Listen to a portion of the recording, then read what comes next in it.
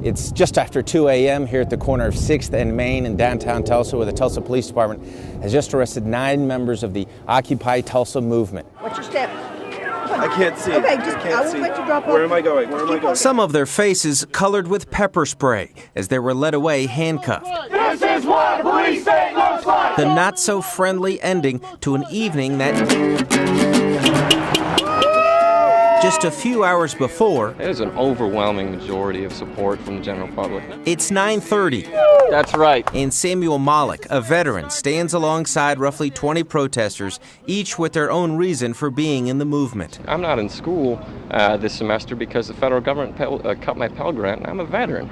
This is insane. We're going to exercise our freedom of speech. For the next hour, there would be shouting of purpose. They'll see that our rights are trying to be taken away from us. And mission and mutual inspiration. Just after 11, a handful of officers approached the group to inform them that they were violating the law. Curfew has come. Deputy Chief Darrell Webster trying to reach a, quote, middle ground with the protesters. Does that count as a sidewalk? Explaining that the park had to be vacated, but that the sidewalks were fair game. And so the tents need to come down off the grass, dismantled, onto the flat, and stay dismantled.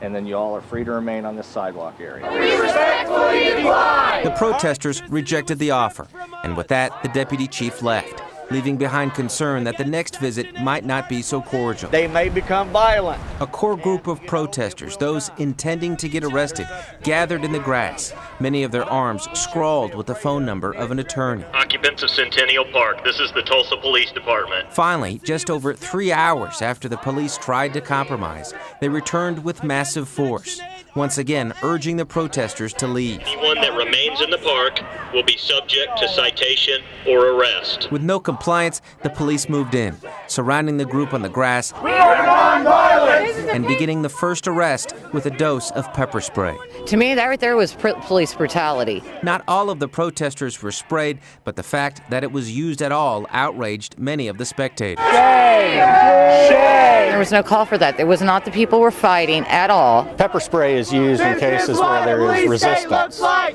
In this case, it was used only on persons who were actively resisting arrest. Get back.